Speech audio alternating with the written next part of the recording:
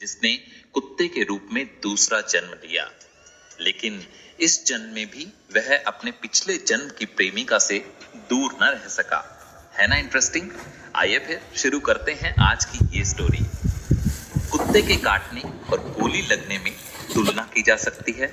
जैसे कुत्ता काट कर निकल ले, उसके दांतों और आपके शरीर का कोण सही ना बैठे, या आप तुरंत छुड़ा लें, तो उसे गोली शरीर से छू कर निकलना कहा जा सकता है।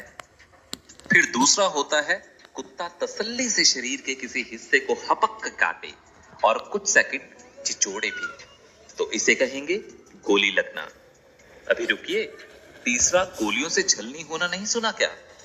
या जो फिल्मों में वो विलेन बोलता है ना, गोलियों से भून डालो इसे, वो तब होता है जब कुत्ता पगला जाए और व्यक्ति को जगह जगह काटे, मारने पीटने पर भी ना छोड़े और जान छुड़ानी भारी पड़ जाए। ये कहानी एक ऐसे ही पागल कुत्ते की कहानी है, प्यार में पागल कुत्ते की। सच्चे प्यार की फ्रीक्वेंसी जन्म जन्मांतर तक सेट होती है। पिछले जन्म में ये कुत्ता जी सूर्य शर्मा नामक इंसान हुआ करते थे। सुंदर, सुशील और दयावान, मतलब इतने गुणी कि इनके गुणों की संख्या से लोग जलते थे। इन्हें अपने मोहल्ले की युवती सुलोचना से क्रश था। कई महीनों तक शर्मा जी शर्माते शर्माते तरह तरह के यत्न करते आखिरकार अपना प्रेम अभिव्यक्त करने में सफल रहे और शुरू हुई एक इंटर लाइफ लव स्टोरी। सूर्य और सुलोचना एक दूसरे को इतनी अच्छी तरह समझते थे कि चेहरे के भाव देखकर समझ जाते थे कि उनके प्रीतम के मन में धूम मच रही है या कुछ देर पहले खाए गोलगप्पे ज्यादा तीखे थे। प्रेमी जोड़े में बुद्धिमता बहुत थी, तो बिना किसी जानकार को भनक लगे किसी गुप्तचर की चपलता से दोनों लगभग रोज ही मिल लेते थे। सुलोचना की रुचि फैशन डिजाइनिंग में थी और वह एक प्रतिष्ठित यूरोपीय संस्थान में पढ़ाई की स्कॉलरशिप का सपना देख रही थी। उस छात्रवृत्ति के लिए सुलोचना को फैशन डिप्लोमा की आवश्यकता थी, जिसकी फीस लाखों में थी। सूर्य को जब यह बात पता चली तो उसने अपने सभी संसाधन सुलोचना के डिप्लोमा की तरफ केंद्रित किए। अपनी दुकान बेचकर उसने किसी तरह सुलोचना की फीस भरी। घर पर इन घटनाओं और हरकतों के लिए दोनों अब भी बहाने बना रहे थे। जैसे सुलोचना ने अपने घर वालों को बताया था कि उसे स्थानीय संस्थान द्वारा मिली छात्रवृत्ति से उसकी कोई फीस नहीं लग रही है। भाग्य से डिप्लोमा हो जाने के बाद प्रतिभावान सुलोचना का चयन स्कॉलरशिप के लिए हो गया और वह फिनलैंड के एक प्रतिष्ठित फैशन संस्थान में पढ़ने चली गई। सूर्य को अपना हर बलिदान सार्थक लगा और वह आतुरता से सुलोचना के लौटने के दिन, हफ्ते, महीने गिनने लगा। लंबे इंतजार के बाद सुलोचना लौटी, पर वहीं एक व्यक्ति से शादी करने के बाद। सूर्य का तो जैसे संसार ही उजड़ गया। कहां उसने आगे एक एक वर्ष की योजना बना रखी थी और कहां उसका अब बीत रहा हर क्षण कटीले पहाड़ पर चढ़ने जैसा था। सूर्य ने अपनी पुरानी प्रेयसी का सामना किया तो उखड़े मन से सुलोचना ने उससे कन्नी काट ली और कहा, किशोरावस्था का प्यार असली प्यार नहीं होता। यह ज्ञान की गंगा मेरी दुकान बिकने से पहले बहा देती कलमुही। अब सूर्य को लगा कि इस मटेरियलिस्टिक दुनिया में फिलॉसफी और मॉरल साइंस की किताबों वाले जीवन का कोई फायदा नहीं है। उसने अपने व्यवहार के सभी गुणों को चुन चुन कर अवगुण बनाया और झूठ बोलना, छल करना, पैसा गबन करने से लेकर छोटे पाप जैसे सोते हुए पिल्लों को लात मारना, पहले मीठा गिराकर चींटियों का मेला लगाना और फिर उस स्थान पर खौलता हुआ पानी डालना, या कड़े सोल वाले जूते पहनकर डांस करना, गरीबों के घर में कलह बढ़ाने के लिए मुफ्त में शराब बांटना, बाजार में तरह तरह की अफवाह फैलाना आदि। जब तक वह दिन में ऐसी कुछ हरकतें ना कर लेता, उसके कलेजे में ठंडक नहीं पड़ती थी। कुछ वर्षों बाद उसकी अकाल मृत्यु हो गई और उसके खाते पे लिखे हजारों लाखों अपराधों के कारण उसने कुत्ते की योनि में जन्म लिया। भाग्य फिर से उसे अपने पिछले जन्म की प्रेमिका के घर के बाहर ले आया।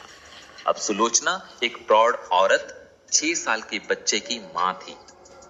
उसके घर के बाहर निरीह पिल्ले सूर्य की आवाजों से सुलोचना के बच्चे प्रणव का मन पिघल गया और वह अपने माता पिता की अनुमति से उसे अपने घर ले आया। इस पिल्ले का नाम सूरज रखा गया। किसी कारणवश सूर्य में अब भी अपने पिछले जन्म की स्मृतियां प्रबल थीं। उसे कुलोचना, जो वह सुलोचना को मन से बुलाता था, का धोखा, उसकी बातें, पेड़ की आड़ में ली गई पप्पियां तक याद आई। पर उस घर में रहना तो नहीं चाहता था, पर सड़क के कुत्तों के बदहाल जीवन की अपेक्षा ऐसा पालतू जीवन बेहतर था। उसने देखा कैसे सुलोचना के बड़े हो रहे लड़के प्रणव की 3 गर्लफ्रेंड्स हैं और सोचा बिल्कुल मां पे गया है नास बेटा।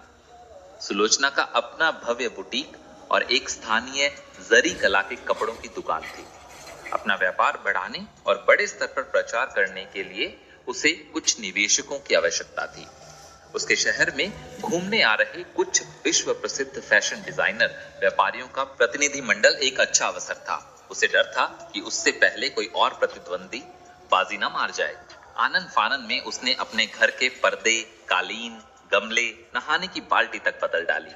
उसका पुराना आशिक कुत्ता सूरज ये ट्रेंड भांप चुका था। रात को उसने छुप कर कुलोचना और उसके पति पल्लव की बातें सुनी। ऐसे कैसे सूरज की जगह क्यूट सा पक ले आए? 3-4 साल से घर में है, प्रणव नाराज नहीं हो जाएगा? फिर कुलोचना कहती है, विदेशी मेहमानों के लिए घर का इतना सब बदलवाया है, अब उनके आगे देसी कुत्ते से अच्छा इंप्रेशन नहीं जमेगा। परसों वो लोग आ रहे हैं, कल रात प्रणव के सोने के बाद सूरज को कार से कहीं दूर छोड़ आएंगे। गुस्से से कुंकारते सूरज ने गमले में जोर से अपनी थूथन मारी और गया गमला चटक। दर्द तो हुआ, पर उसे तसल्ली हुई कि कुलक्षणी का 250 रुपए वाला एक गमला तो चटकाया। अगली रात प्लान के अनुसार सूरज को घर से बाहर निकलने के लिए पल्लव, सुलोचना जब बालकनी से सटे डॉग हाउस तक पहुंचे तो सूरज वहां से नदारद था। पूरे घर में और आसपास आधा घंटा ढूंढने के बाद भी सूरज उन्हें कहीं नहीं मिला। तो सोचा चलो सुबह सूरज को ढूंढ लेंगे। सुबह भी सूरज कहीं नजर नहीं आया। दोनों ने सोचा चलो अच्छा हुआ, सूरज अपने आप ही गायब हो गया, हमारे हाथों से पाप होने से बच गया। सुलोचना अपनी मासिक कमाई के आधे खर्च पर एक फैंसी पग कुत्ता ले आई। अगले दिन सुलोचना के न्योते पर विदेशी प्रतिनिधि मंडल का आना तय हुआ। सभी बातें सुनियोजित ढंग से चल रही थी। आखिर सुलोचना और पल्लव ने एक एक बात की रिहर्सल जो कर रखी थी। मेहमान घर में पधारे और उनके स्वागत सत्कार के बाद नाश्ता शुरू हुआ।